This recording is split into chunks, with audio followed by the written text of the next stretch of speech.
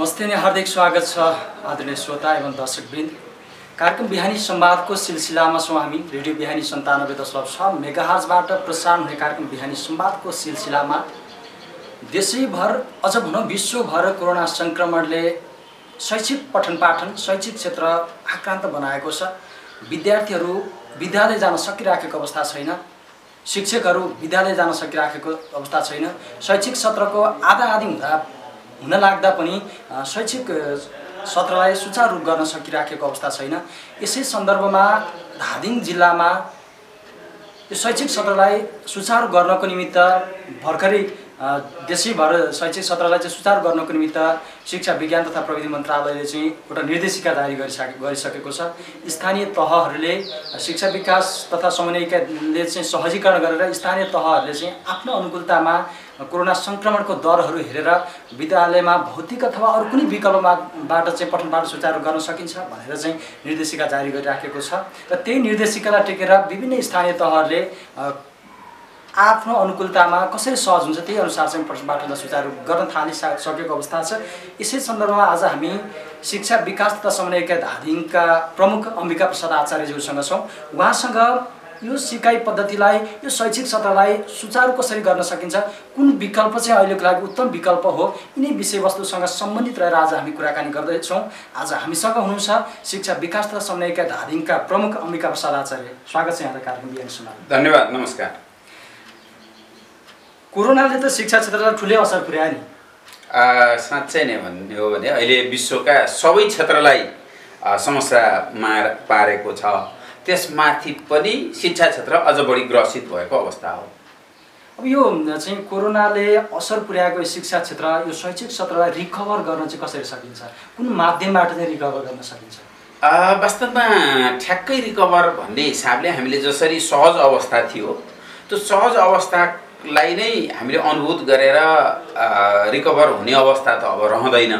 तर जति कोरोनाको प्रभावले विश्वभरि जे जस्तो समस्या उब्जाएको छ र हरेक क्षेत्रलाई समस्याग्रस्त बनाएको छ त्यही अनुसार शिक्षा क्षेत्र पनि समस्यामा छ, अझ बढी रूपमा समस्यामा छ। किनभने शिक्षक, विद्यार्थी, अभिभावक अथवा हरेक घर टोल गाउँ छोएको अवस्था हो यसले। र यसलाई रिकभर गर्नका निमित्त हामीले केही कुराहरू गर्नुपर्ने हुन्छ, जसको लागि अहिले पछिल्लो चरणमा नेपाल सरकारले अलि अगाडि चाहिँ एउटा किसिमको निर्देशिका जारी गरेको अवस्था हो। जुन जेठमा 77 जेठमा एउटा निर्देशिका जारी गर्यो। वैकल्पिक प्रणालीबाट विद्यार्थीको सिकाइ सहजीकरण निर्देशिका भन्ने जारी गरेको थियो। त्यसलाई पछि खारेज गरेर 2077/5/19 मा अर्को निर्देशिका जारी भयो, विद्यार्थी सिकाइ सहजीकरण निर्देशिका 2077। अब यी दुईवटै निर्देशिका पुरानो जारी भएको निर्देशिकाले असार 1 गतेबाट पठन पाठन अगाडि बढाउनका निमित्त अथवा वैकल्पिक विधिद्वारा शिक्षण सिकाइ क्रियाकलापलाई जारी राख्नका निमित्त एउटा मार्गदर्शन दिएको थियो। त्यसले मात्रै अझ पुगेन भन्ने चाहिँ सबैतिरबाट त्यो किसिमको आवाज आयो। आइसकेपछि अहिले दोस्रो निर्देशिका जारी भएको छ। यो दोस्रो निर्देशिकाले विद्यार्थीहरूलाई 5 वर्गमा विभाजन गर। एउटा सबै प्रकारका सुविधा, कुनै पनि प्रकारको सुविधा नभएको विद्यार्थी, अर्को सबै प्रकारको सुविधा अफलाइन अनलाइनदेखि लिएर सबै प्रकारको सुविधा भएको, रेडियोको एफएमको पहुँच भएको, टेलिभिजनको पहुँच भएको र अर्को चाहिँ कम्प्युटर अथवा ल्यापटप पनि भएको तर इन्टरनेट कनेक्टिभिटी नभएको। यस्ता किसिमका 5 प्रकारका विद्यार्थीहरू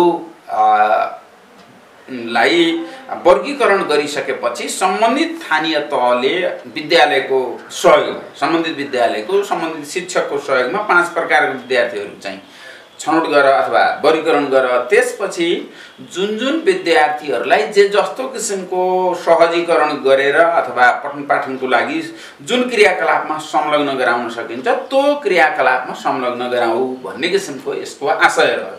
त्यही आशय अनुरूप हामीले 2077 साल भदौको 31 गते यो जिल्लाका 13वटै पालिकाका प्रमुखज्यूहरू, जिल्ला समन्वय प्रमुखज्यूको अध्यक्षतामा सिडिओ साहब सहित र सबै 13वटै पालिकाका शिक्षा प्रमुखज्यूहरू र केन्द्रीय नेतृत्व शिक्षकको केन्द्रीय नेतृत्वज्यूहरू र जिल्ला नेतृत्वज्यूहरूलाई राखेर सञ्चारकर्मी साथीहरू सहितको छलफल एउटा आयोजना गऱ्यौँ र यसको बारेमा सहजीकरण गऱ्यौँ र दरबन्दी मिलानको बारेमा पनि हामीले सहजीकरण गऱ्यौँ। गरिसकेपछि धेरै पालिकाहरूले अब यसलाई अगाडि बढाउनका निमित्त पहल प्रयास चाहिँ गर्नुभएको छ। टेन्टेटिभ अहिलेको अवस्था यो हो। अब यो स्थानीय तहले पनि आफ्नो अनुकूलतामा शैक्षिक शिक्षण पद्धतिलाई सुचारू गर्नुभएको छ। अब धादिङकै सन्दर्भमा हेर्दा पनि कतिपय स्थानीय तहले भौतिक रूपमै गर्नुभएको छ, कतिपय स्थानीय तहले अनलाइनको पहुँच हुनेले अनलाइनको माध्यमबाट पनि गरिराख्नु भएको छ। यो एकरूपता चाहिँ छैन नि स्थानीय तहमा। वास्तवमा एकरूपता छैन। त्यसो भएरै हामीले जब के अरे एकरूपताका साथ लग्नका निमित्त पहिला असारमा एउटा निर्देशिका जारी भएको थियो, सरी जेठमा। त्यो निर्देशिकाले सबैलाई चाहिँ समेट्न सकेन। एकरूपता कायम गर्ने मानेमा अब मनाङको या हाम्रै चाहिँ के अरे रुबी भ्यालीको अवस्था र नीलकण्ठको अवस्था फरक पर्यो।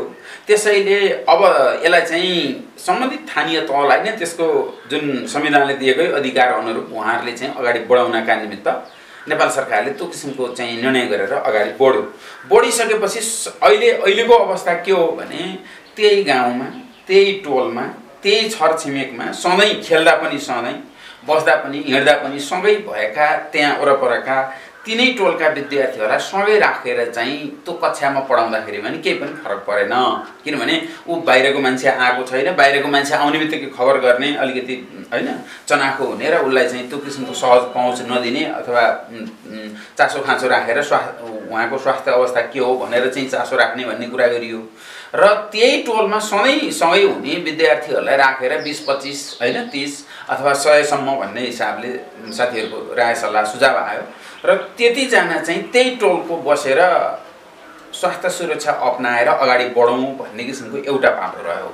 अर्को अहिले चाहिँ सबभन्दा ठुलो कुरा के थियो भने विद्यार्थीहरूमा हामी यो निचोडमा पुग्नुको पछाडि होइन केन्द्र राज्य पनि त्यो निचोडमा पुग्नुको पछाडि विद्यार्थीहरूमा सबभन्दा ठुलो चाहिँ मनोपरामर्शको समस्या होइन मनोपरामर्शको आवश्यकता देखियो। उनीहरूलाई मेरो भविष्य त डामाडोल भयो क्या हो, गयो क्या, बिग्रियो क्या, म त सिद्धिएँ क्या हो भन्ने किसिमको एउटा जुन त्रास होइन थियो त्यसलाई चाहिँ कम गर्नका निमित्त पहिलो निर्देशिकाले अलिअलि जोडिने वातावरण आउने बित्तिकै त हामी जोड्न सकिने रहेछ है, हाम्रो शिक्षण सिकाइ चाहिँ हामी त्यसमा सरिक हुन पाउने अवसर रहेछ है भन्ने बनायो अघिल्लोले। अहिले चाहिँ अब रोग व्याधि अथवा चाहिँ कोरोनाको सङ्क्रमण हाम्रो वरपर छैन र हामी हाम्रै साथीहरूको बिचमा हामी बसिराखेका छौँ भने हामी नै गएर चाहिँ कक्षामा फेस टु फेस पठन पाठन गर्दा पनि समस्या हुने रहन्छ। किनभने के अरे कोही त्यस्तो किसिमको होइन रुगाखोकी अथवा ज्वरो अथवा त्यस्तो किसिमको सङ्क्रमण देखिएको व्यक्ति छैन र बाहिरको पराई व्यक्ति त्यहाँ आएको छैन भनेपछि त्यही गाउँ र त्यही टोलको साथीहरू बसेर त पठन पाठन गर्दा पनि समस्या हुन्न भन्ने निचोडका साथमा त्यो अवस्थामा पनि पुग्न सक्ने गरी यो निर्देशिकाले चाहिँ त्यो अवस्था सिर्जना गरिदियो अथवा हामीलाई अवसर दियो भनौँ एक किसिमले। र अर्को यदि हाम्रो टोटलमा हिसाब गर्दाखेरिमा हामीले त्यो के अरे हाइवे लाइनको मात्रै त्यताको सरहरू हेडसरहरूसँग बसेर उहाँहरूले गरेको एउटा सर्वे र उहाँहरूबाट प्राप्त अनुसार पनि हाम्रो 23% विद्यार्थीहरू पनि मतलब एफएम अथवा रेडियो होइन अथवा चाहिँ टेलिभिजनको पहुँचमा हुँदो रहेछ। अनलाइनको त त्योभन्दा पनि होइन अझै कम हुने अवस्था देखियो।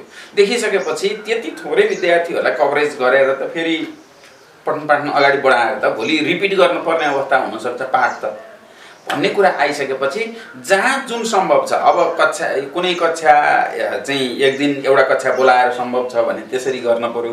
त्यही एउटा कक्षालाई पनि विद्यार्थी सङ्ख्या हेरेर 3 ठाउँमा 4 ठाउँमा राख्न सक्ने हो होइन, त्यो धेरै भिडभाड नगर्ने हो भने त्यसरी जान सक्न पर्यो होइन। अब हाम्रो त थोरै विद्यार्थी छन् भन्नेले चाहिँ प्रत्यक्ष चाहिँ पठन पाठन गराउनु पर्यो। अब अल्टरनेट चाहिँ रोल नम्बर अल्टरनेट पनि गर्न सकियो। आज 1 3 5 7 9 भनौँ न त्यसरी चाहिँ अड चाहिँ र इभन नम्बरका विद्यार्थीहरूलाई 2 दिन बोलाउन पनि सकियो अथवा कक्षा अड इभन गरेर होइन फरक फरक दिन पनि पठन पाठन गराउन सकियो। अथवा त्यो अवस्था छैन भने जोको चाहिँ अनलाइनबाट जो सम्भव छ उनीहरूलाई अनलाइनबाटै पढ, जसको अनलाइनबाट कुनै उपाय छैन, रेडियोको पहुँच पनि छैन टेलिभिजनको पहुँच पनि छैन र भर्चुअल अथवा दूर शिक्षाको पहुँच पनि छैन अथवा अनलाइनको पहुँच पनि छैन, उनीहरूको लागि चाहिँ विद्यालयमा बोलाएर हैन कुनै दिन, हप्ताको 1 दिन होला, हप्ताको 3 दिन होला हैन, अथवा चाहिँ बिहान उनीहरूलाई बिहानको समय दिएर हुन्छ कि अथवा दिउँसोको समय दिएर हुन्छ कि त्यो अनलाइन कक्षा पनि सँगसँगै रहनुहोस् र अनलाइनको पहुँच नहुने र रेडियो र टेलिभिजनको पहुँच नहुनेहरूका लागि चाहिँ फेस टु फेस पनि होस्। यसरी सबै प्रकारका विकल्प, कहाँनिर कुन विकल्प फिट हुन्छ, आवश्यकता हुन्छ, आफ्नो स्थानीय तहको चाहिँ सुरक्षाको अवस्था के छ भन्ने कुरा चाहिँ अड्कल गरेर त्यसरी यो निर्देशिकाले छुट दिएको अवस्था हो।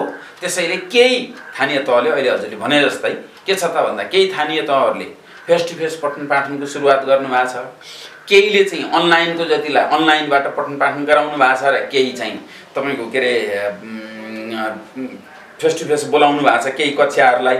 अब विशेष गरी अहिले चाहिँ हामीले अर्को पनि सोच्न पर्ने बेला देखिया छ कि यो तल्लो जुन के रे शिशु कक्षा भयो, 1 कक्षा भयो अथवा बढीमा 2 कक्षा भयो, यस्तो किसिमको बच्चाहरू जसलाई चाहिँ सुरक्षा सचेतना अपनाऊ भन्दाखेरि अपनाउन नसक्ने अवस्थाका छन् हैन, त्यस्ता बच्चाहरूलाई चाहिँ अभिभावकलाई नै बोलाएर, अब यो त जटिल परिस्थिति हो नि त, विश्वकै जटिल, अब मानव के रे विकासकै लागि जटिल परिस्थिति आइराखेको बेलामा त अभिभावकले पनि आफ्नो छोराछोरीहरूलाई चाहिँ सँगै ल्याउने हो कि अथवा आफूले आएर होमवर्कहरू लिएर गएर त्यो होमवर्क हैन ल यसरी गराऊ भन्ने हो कि, त्यस्तो किसिमको अब विकल्पका साथ पनि हामी जानुपर्छ र माथिल्ला कक्षाहरू जो सचेतना अपनाउन सक्ने छन् तिनीहरूलाई फेस टु फेस गराउने, तल्ला कक्षाहरू चाहिँ सचेतना गराउन नसक्नेलाई अभिभावकको साथ र सहयोगमा लिने, अथवा माथिल्ला कक्षाहरूलाई चाहिँ तपाईको के रे अनलाइनबाट जाने र अब त्यस्तो किसिमको उनीहरू जो साना कक्षाका बच्चाहरू छन् उनीहरूले अनलाइनको माध्यम चाहिँ फलो गर्न नसक्ने अवस्था भयो भने उनीहरूलाई चाहिँ फेस टु फेस बोलाउने हैन। त्यसरी चाहिँ विद्यालयको आवश्यकता, त्यहाँको अवस्था, त्यहाँको परिस्थिति त्यो सबै हेरेर चाहिँ त्यसरी हामी जान सकियो भने हाम्रा पठन पाठनका गतिविधिहरूलाई अगाडि लान सक्छौँ। र अहिले कमसेकम विद्यार्थीहरू अहिले जुन किसिमको एउटा डिप्रेसनमा पर्ने समस्या आइराखेको छ हैन, अब मेरो भविष्य डामाडोल भन्ने किसिमको सोचाइ त्यो अवस्थामा आइराखेको छ, कमसेकम उसलाई हप्ताको 1 पटक भने नि विद्यालय अथवा हप्ताको 3 दिन भने नि विद्यालय आउने जाने अवस्था सिर्जना गरियो भने एहे मेरो त केही बिग्रिया रहन्छ है, अवसर आउने बित्तिकै म पाउने रहेछु है भन्ने किसिमको अवस्था पनि हामीले उसलाई चाहिँ त्यो सिर्जना गर्न पर्ने छ। त्यसो भएर त्यसरी पनि केही पालिकाहरूले अगाडि बढेको देख्छु म। अब नेपालमा शिक्षा क्षेत्रको शिक्षामा नवीनतम चिजहरू भित्र्याउनको लागि, प्रविधि भित्र्याउनको लागि लगानी त रहन्छ भन्ने कुरा त यो सङ्कटले पनि देखायो नि। हाम्रो शिक्षण पद्धति चाहिँ कक्षा कोठामा मात्रै सीमित रहेछ भन्ने कुरा त देखायो नि। एकदमै जायज कुरा भन्नु हो। अब हामी अन्यत्र मुलुकको र हाम्रो समस्या यहीँनेरि हो। अन्यत्र मुलुकहरूमा जस्तो विदेशी मुलुकहरूमा अहिले 2टा रोजाइ दिएको पनि हामीले देखेका छौँ केही के रे एडभान्स कन्ट्रीहरूमा। ओ फेस टु फेस के रे कक्षामा आउने कि अनलाइन कक्षामा बस्ने भनेर विद्यार्थीलाई चोइस दिएको अवस्था छ। तर हाम्रो त्यो दिन सक्ने अवस्था चाहिँ छैन। अहिले हामीले केही प्रयास त गरेका छौँ, थोरै केही पहल त भएको छ, तर त्यो अवस्थामा प्रभावकारी हुन सकेको छैन। अब किन सकेन भन्दाखेरिमा हिजोकै दिनदेखि हामीले यो आइसिटीको जुन महत्त्व हैन विदेशीहरूले बेलैदेखि हामीभन्दा धेरै वर्ष हैन अगाडिदेखि उनीहरूले त्यसको सुरुवात गरे। अहिले परीक्षा उनीहरू चाहिँ तपाईको अनलाइनबाट परीक्षा लिइराखेको अवस्था छ। हामीलाई परीक्षा कसरी लिने भनेर जटिलता हैन हामीले भोगिराखेको अवस्था छ। त्यसो भएर अलिकति समस्या चाहिँ त्यो हो। र अर्को के हो भन्दा हामीले हिजोका दिनमा हाम्रा विद्यालयहरू मावि तहकै विद्यालयहरूमा अहिले पनि कम्प्युटर हैन शिक्षकको समस्या छ हैन, हामीले दिन सकिराखेको छैन। निमावि तहमा हामीले पेसा व्यवसाय भनेर राख्यौँ, त्यहाँ पनि कम्प्युटर पठन पाठन गर्ने अवस्था छ, तर विषय शिक्षक हामीले दिन सकिराखेको अवस्थामा हामी छैनौँ हैन। त्यसैले त्यो किसिमको एउटा समस्या छ। अर्को चाहिँ कम्प्युटर ल्याबकै समस्या छ हाम्रो विद्यालयहरूमा। हामीले भन्नु त भन्यौँ विगतमा गुगल क्लासरुम एउटा तयार गर्नुहोस्, एउटा क्लासरुम यस्तो होस् कि सबै कुराहरू चाहिँ त्यहाँ हैन आइसिटीको माध्यमद्वारा पठन पाठन सिकाउने गेस्ट लेक्चरर बाहिरबाट चाहिँ हैन काठमाडौँ पोखरा अथवा अलिकति एडभान्स ठाउँबाट विदेशबाट चाहिँ त्यो एउटा केही कुराहरू सिक्ने कुराहरू चाहिँ भन्नको लागि त्यो एउटा गुगल क्लासरुम भनिसकेपछि त्यहाँ सबै कुराहरू इन्टरनेटको फ्यासिलिटीदेखि लिएर ठुलो हैन टेलिभिजनबाटै चाहिँ के अरे उ गर्न सक्ने किसिमको क्षमता भन्यौँ तर यो धेरै भएकै छैन। यो तपाईको आइसिटी विद्यालयहरूमा कम्प्युटर दिने हाम्रो कार्यक्रमको सुरुवात भएकै 10 वर्ष नै भएको छैन हैन। त्यसो भएर त्यो कारणले हामी पछाडी परेको चाहिँ यथार्थ। अब यो चाहिँ विकल्प उपयुक्त विकल्प भौतिक रूपमै पठन पाठन गर्ने हो भन्ने कुरा त समयले देखाइसकेको छ। हामीले अनलाइन पनि भन्यौँ, अफलाइन पनि भन्यौँ, रेडियो टेलिभिजन पनि भन्यौँ, तर त्यति धेरै प्रभावकारी त्यो हुन सकेन। अब यो भौतिक रूपमा चाहिँ विद्यालयमै गएर विद्यार्थी पठन पाठन गराउने अवस्था र विद्यार्थीको मनोवैज्ञानिक असर चाहिँ अभिभावकहरूको चिन्ता विद्यार्थी पठाउँदा त्यहाँ सङ्क्रमण फैलिहाल्ने हो कि यो खालको समस्या अहिले पनि छ, जटिलता अहिले पनि छ। यसलाई कसरी चाहिँ निराकरण गर्न सकिएला, के गर्दा चाहिँ यसलाई अलिकति सहज बनाउन सकिएला? अब यसको लागि हामीले त्यही 2-3 कुराहरू नै गर्ने हो। पहिलो कुरो हामी सचेतना चाहिँ सबैलाई फैलाउनु जरुरी छ कि मैले हैन मास्कको प्रयोगको कुराहरू होला हैन, साबुन पानीले हात धुने कुराहरू होला। अब मास्कमा पनि हामीले अब सधैँ त्यो किसिमको अवस्था हैन खर्च गर्न सक्ने अवस्थामा हाम्रो हैन नेपाली समाज त छैन। त्यसैले अब कटनको मास्क दिएर अनि हैन धुनी अथवा त्यसलाई सफाई गर्ने कुराहरू होला। अब अत्यावश्यकै पर्दाखेरिमा चाहिँ सेनिटाइजरको कुराहरू होला। अनि त्यसपछि थर्मल गन चाहिँ हैन पालिकाको सहयोगमा थर्मल गनहरू दिएर विद्यार्थी आउँदाखेरिमा चाहिँ हैन कस्तो छ उसको ज्वरोको अवस्था के हो भनेर त्यो किसिमको एउटा चेकिङको अवस्था होला। यसरी चाहिँ सुरक्षा हैन सचेतना अपनाउने एउटा बाटो। दोस्रो उनीहरूलाई पहिला जस्तो यसरी चाहिँ हैन अँगालो मारेर अथवा चाहिँ हैन जति नजिक र सामिप्यताका साथ हामी हिजोका दिनमा हैन विद्यालय भित्रका त्यो कम्पाउन्ड भित्र गर्थ्यौं, अब त्यसो होइन है भन्ने किसिमको अर्को बाटोमा हामी जान पर्ने हुन्छ। तेस्रो चाहिँ अर्को के छ भन्दा तपाईको यदि सम्भव हुन्छ भने एकदमै सम्भव हुनेसम्मको हदसम्म चाहिँ अनलाइनबाट आफैले गुगल हैन बाट अब अहिले एनसीडी बाट चाहिँ भर्चुअल क्लासहरू पनि सञ्चालन भइराखेको छ हैन। ती कुराहरू पनि हेरेर डाउनलोड गरेर पठन पाठन चाहिँ त्यहाँबाट पनि सिक्ने कुराहरू चाहिँ विद्यार्थीले अब त्यतातिर नि लाग्नु पर्यो। केवल आफ्नो शिक्षकमा मात्रै भर पर्ने होइन कि अब अहिले धेरै प्रकारका चाहिँ के रे यी अवसरहरू भनौँ न एक किसिमले यो हामीलाई कोरोना चुनौती मात्रै हैन अवसरको रूपमा पनि छ नि हैन। त्यसैले जे कुराहरू केन्द्रीय लेभलबाट चाहिँ प्रसारणमा आएका छन् अब एफएमहरुबाट चाहिँ सुन्ने हाम्रो त बानी नै हराइहाल्यो अहिले हैन। यो के रे मोबाइलले गर्दा त्यो एफएमहरु सुन्ने अथवा रेडियोहरु सुन्ने अथवा टेलिभिजनहरु हेर्ने बानी चाहिँ उ भयो। अरु कुराहरू यताबाट इन्फर्मेसन लिए पनि त्यो पठन पाठन चाहिँ जुन 11 बजेदेखिको पठन पाठन छ शिक्षा विभागले एउटा रुटिनै बनाएर यो हैन टेलिभिजनबाट यतिखेर आउँछ हैन के रे रेडियोबाट यतिखेर आउँछ लोकल उसमा चाहिँ कनेक्सन भएकाबाट यसरी आउँछ भनिराखेको छ। त्यसलाई पनि हेरेर त्यसलाई पनि अगाडि बढाउनु पर्यो। अब केही कुराहरू अत्यावश्यकै छ भने मात्रै चाहिँ शिक्षकसँग फोनबाट नि सोध्न सक्ने अवस्था हुन्छ। र अर्को कुरा हामीले के भनेका छौं शिक्षक हेडसरहरूलाई विशेष गरी अनुरोध हाम्रो के छ भन्दाखेरिमा सम्बन्धित विषय शिक्षकले आफ्ना विद्यार्थीको अवस्था के हो हैन आफ्नो विद्यार्थीलाई कमसेकम फोनै गरेर हैन एकपटक दिनको एकपटक फोन गरेर अनि के गरिराखेको छ भन्ने बारेमा अलिकति सोधखोज चासो गर्दिने बित्तिकै दुईटा बाटो हो। एउटा त उ कहीं हैन पठन पाठनबाट बाहिर रहेछ भने नि उ ट्र्याकमा आउने कुरा भयो। अर्को चाहिँ उसलाई के फिलिङ हुने भयो र अभिभावकलाई नि के फिलिङ हुने हुनु ए मेरो बच्चाको बारेमा शिक्षकहरूलाई चासो छ है विद्यालयलाई चासो छ है भन्ने किसिमको एउटा पोजिटिभ फिलिङ हुने भयो जसले गर्दा यो डिप्रेसनको समस्या अरु समस्याहरू चाहिँ जुन आउने अवस्था छ त्यो चाहिँ कम हुन्छ। त्यसो भएर त्यसरी जान पर्छ। र अर्को विद्यालयहरूले जुन सुरक्षाका कुराहरू अपनाउने क्रममा अब कतिपय हाम्रो विद्यालयहरूमा तपाईको के रे खानेपानीकै समस्या छ हैन हात धुने पानीको समस्या अझ बढी तडगाह्रो होला। यस्तो चाहिँ अवस्थामा स्थानीय चाहिँ ओडाले सहयोग गर्न सक्ने हो कि हैन पालिकाले सहयोग गर्न सक्ने हो कि कसरी गर्न सक्ने हो त्यो एउटा बाटोबाट जान पर्छ।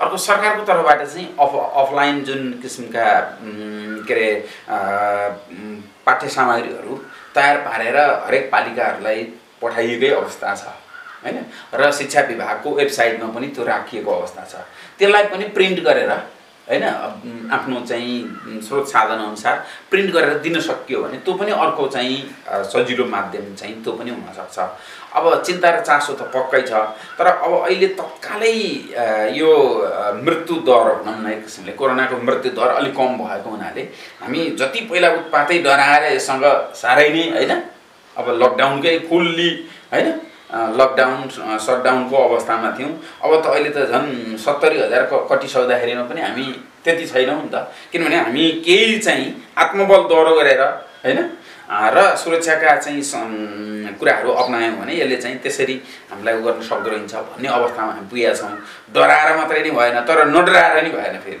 त्यो भनेर हेलचक्राइ गर्न नि भएन र डराएर मात्रै अब आफ्नो भविष्य केही पनि छैन भन्ने किसिमको अवस्थामा पनि उहाँहरूलाई दिन भएन हामीले जति सकिन्छ जे आफ्नो चाहिँ बुताले भन्छ नि हैन आफ्नो क्षमताले जे भ्याउँछ त्यसो गरेर पठन पाठनलाई चाहिँ अगाडि बढाउनु पर्छ नेपाल सरकारले प्रष्ट भनिसकेको छ शैक्षिक सत्र खेर जाँदैन एउटा शैक्षिक सत्र खेर जाने बित्तिकै धेरै ठुलो समस्या आउँछ भोलि निजामतीमा प्रवेशको समस्या आउला प्रहरीमा प्रवेशको समस्या भर्नाको समस्या आउला हैन सेनामा भर्नाको समस्या आउला अरु थुप्रै कुराहरुमा चाहिँ तपाईको कतिपय उसको भविष्यमा हैन अगाडि हुँदा र पछाडी हुँदा त उसको त्यो मानसपटलले फरक काम गरिहाल्छ त्यसैले विद्यार्थीको लाखौं विद्यार्थीको भविष्य चाहिँ खेर फाल्न हुँदैन बरु हामी कति लिबरल हुन सकिन्छ जस्तो अहिले चाहिँ के रे यी पाठहरु नेपाल सरकारले अर्को एउटा निर्देशिका जारी गरेको छ त त्यो निर्देशिकाले यी पाठहरु र यस्ता खाले पाठहरु चाहिँ